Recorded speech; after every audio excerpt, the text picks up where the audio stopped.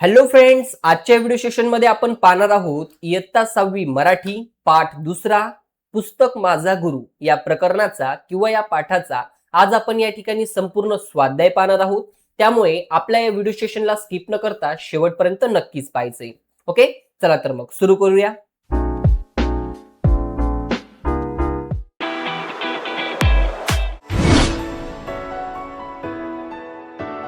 Hello friends, welcome to our YouTube channel. नमस्कार मित्रांनो, study with Sandeep sir या आपल्या युट्यूब चॅनलमध्ये तुमच्या सर्वांचं स्वागत आहे.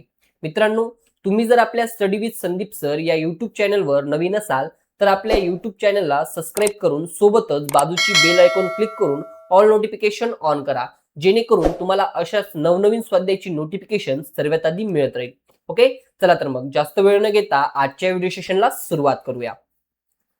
पहा मित्रांनो, या ठिकाणी पहिला प्रश्न दिलेला आहे, कोण ते लिहा. यामधील पहिला प्रश्न आहे, मला पुस्तक भेट दे असे म्हणणारे. बघा, पाठामध्ये मला पुस्तक भेट दे असे कोणी म्हटले आहे, तर याचं उत्तर असणार आहे लेखक. त्यानंतर दुसरा प्रश्न दिलेला आहे, रद्दीतून किलोवर पुस्तके विकत आणून लेखकासमोर ठेवणारी.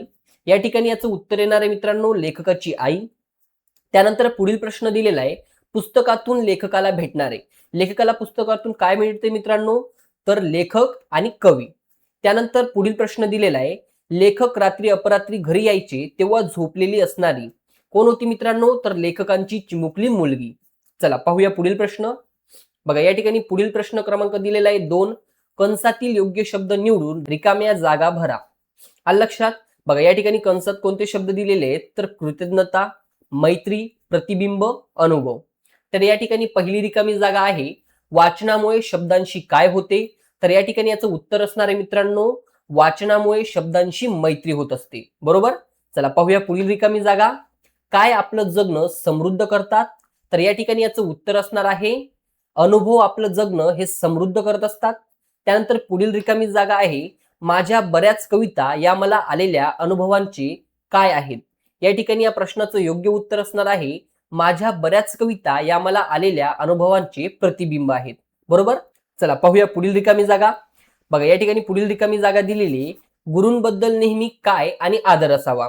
या ठिकाणी या रिकामी जागेचं योग्य उत्तर असणार आहे, गुरूंबद्दल नेहमी कृतज्ञता आणि आदर असावा. बरोबर. चला पाहूया पुढील प्रश्न. प्रश्न क्रमांक 3, 2 ते 3 वाक्यात उत्तरे लिहा. या ठिकाणी पहिला प्रश्न दिलेला आहे, खेळणी विकत घेण्यापेक्षा पुस्तक विकत घेणे लेखकाला का आवडायचे. या ठिकाणी या प्रश्नाचं योग्य उत्तर येणार आहे मित्रांनो, लेखकाची लहानपणापासूनच पुस्तकांची मैत्री झाली होती आणि त्यांचा वाचनाचा वेग हा खूप चांगला होता आणि त्यांना पुस्तके वाचण्यात असीम आनंद मिळत असे. जसं आपल्याला फोन पाहून आनंद मिळत असतो, तसं कवीला काय वाटायचं, तर पुस्तक वाचून आनंद मिळत असायचा. म्हणूनच वाढदिवस किंवा सणाला खेळण्यांपेक्षा पुस्तके विकत घेणे लेखकाला जास्त आवडायचं. आणि आपण काय करतो, वाढदिवसाला आणि सणाला काय करतो, कपडे घेत असतो, खेळणी घेत असतो. पण कवी काय करायचे, लेखक काय करायचे, तर पुस्तकं विकत घ्यायची. आलं लक्षात. चला पाहूया पुढील प्रश्न. कविता लेखनाबद्दलचा लेखकाचा बालपणीचा अनुभव तुमच्या शब्दात विशद करा. या ठिकाणी या प्रश्नाचं योग्य उत्तर असणार आहे, लेखकाला 4थीला असताना पहिली कविता सुचली होती, जी सर्वांना खूप आवडली आणि त्यासाठी त्यांना बक्षीस देखील मिळाले होते. त्यानंतर शब्दांची मैत्री होऊन ते नियमित कविता लिहू लागले. कधी एका दिवसात 3 कविता, तर कधी 3 महिन्यातून एक कविता ते लिहत असत. ओके. चला पाहूया पुढील प्रश्न. बघा, या ठिकाणी पुढील प्रश्न दिलेला आहे, माझ्या बऱ्याच कविता या मला आलेल्या अनुभवांचे प्रतिबिंब आहेत असे लेखक का म्हणतात. तर या ठिकाणी या प्रश्नाचं योग्य उत्तर असणार आहे, आयुष्यात आलेले विविध अनुभव माणसाला खूप काही शिकून जात असतात आणि जगणे हे समृद्ध करत असतात. लेखकाने स्वतःच्या आयुष्यातील सुखदुःख आणि अस्वस्थता ही जवळून अनुभवली होती. म्हणूनच त्यांच्या कवितांमधून त्यांच्या प्रत्यक्षात आलेल्या अनुभवांचे ते प्रतिबिंब दिसत होते. आलं लक्षात. चला पाहूया पुढील प्रश्न. लेखकाने पुस्तकांना गुरु का मानले याविषयी विचार स्पष्ट करा. बघा, या ठिकाणी या प्रश्नाचं योग्य उत्तर असणार आहे, पुस्तकांमुळे शब्दांचे आणि भाषेचे वेगवेगळे आयाम आपल्याला कळत असतात आणि लेखकांचा विचार हा समजतो. पुस्तकांच्या जाणीवपूर्वक वाचनाने विचारांना दिशा मिळत असते आणि मन हे समृद्ध होत असते. म्हणून लेखकाने पुस्तकांना आपले गुरु मानले आहे. आलं लक्षात. चला पाहूया पुढील प्रश्न. प्रश्न क्रमांक 4, पाठात वर्णन केलेल्या पुढील विधानांची कारणे लिहा. या ठिकाणी बघा, पहिलं विधान दिलेलं आहे, लेखकाची पुस्तके पटकन वाचून पूर्ण व्हायची. याचं कारण काय मित्रांनो, तर लेखकाचा वाचनाचा जो काही वेग होता हा खूप चांगला होता आणि त्यांना पुस्तक वाचण्यात खूप आवड होती म्हणून. चला पाहूया पुढील विधान. कवीने सगळ्या प्रकारांचे वाचन करावे. या ठिकाणी याचं कारण काय आहे मित्रांनो, तर वेगवेगळ्या प्रकारच्या वाचनामुळे शब्दांशी मैत्री होत असते आणि भाषेचे निराळे आयाम आपल्याला समजतात आणि विविध साहित्यिकांचे विचार आपल्याला समजायला लागतात. आलं लक्षात? चला पाहूया पुढील विधान. दमलेल्या बाबांची कहाणी ही कविता ऐकल्यावर बऱ्याच लोकांचे डोळे पाणवलेले असायचे. या ठिकाणी याचं कारण काय आहे मित्रांनो, तर कवितेमध्ये लेखकाने स्वतःच्या आणि असंख्य बापांची आपल्या मुलांसाठी होणारी तळफळ व व्यथा अतिशय संवेदनशीलतेने या ठिकाणी मांडलेली होती. म्हणून दमलेल्या बाबांची कहाणी ही कविता ऐकल्यावर बऱ्याच लोकांच्या डोळ्यात पाणी यायचं. आलं लक्षात? चला पाहूया पुढील प्रश्न. बघा या ठिकाणी आपल्याला विचार करायला सांगितलेला आहे. शब्दांकडे चौफेर बघता आलं पाहिजे. या वाक्याचा तुम्हाला समजलेला अर्थ या ठिकाणी आपल्याला सांगायचा आहे. बघा या ठिकाणी याचं उत्तर काय येणार आहे.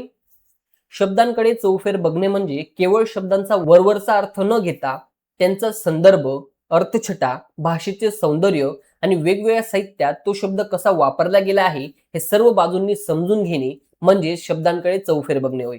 आलं लक्षात? चला पाहूया पुढील प्रश्न. बघा या ठिकाणी खेळव्या शब्दांशी यामधील पहिला प्रश्न दिलेला आहे. दिलेल्या अक्षरांचा योग्य क्रम लावून अर्थपूर्ण शब्द तयार करा आणि लिहा. या ठिकाणी बघा आपल्याला काही अक्षरं दिलेली आहेत. पहिली अक्षरं दिलेली आहेत मित्रांनो. या ठिकाणी या अक्षरांपासून वाढदिवस हा शब्द तयार होत असतो. त्यानंतर पुढील अक्षरं आहेत. बघा यापासून ग्रंथालय हा शब्द तयार होत असतो. त्यानंतर पुढील अक्षरं आहेत ही. यापासून आत्मचरित्र हा शब्द तयार होत असतो. त्यानंतर पुढील अक्षरं आहेत ही. यापासून कविता संग्रह हा शब्द तयार होत असतो. आलं लक्षात? चला पाहूया पुढील प्रश्न. बघा या ठिकाणी सांगितलेलं आहे खालील माहिती वाचा. बघा नामांच्या रूपांवरून एखादी वस्तू वास्तविक अगर काल्पनिक पुरुष जातीची आहे की स्त्री जातीची आहे की दोन्हींपैकी कोणत्याही जातीची नाही असे ज्यावरून कळते त्याला त्या शब्दाचे काय म्हणतात, तर लिंग म्हणतात. आणि मराठीत 3 लिंग मानले जातात मित्रांनो. कोणकोणते? पुल्लिंग, स्त्रीलिंग आणि नपुंसकलिंग. आलं लक्षात? बघा सोपं सांगायचं ठरलं तर तो वापरला गेला तर पुल्लिंग, ती वापरली गेली तर स्त्रीलिंग आणि ते वापरले गेले तर नपुंसकलिंग. एवढं लक्षात ठेवायचं मित्रांनो. आलं लक्षात? बघा यावरून प्रश्न बघा आपल्याला काय विचारला गेलेला आहे. तर दिलेल्या शब्दांची पुल्लिंग, स्त्रीलिंग, नपुंसकलिंग या प्रकारामध्ये वर्गीकरण करून तक्ता तयार करा आणि वहीत लिहा.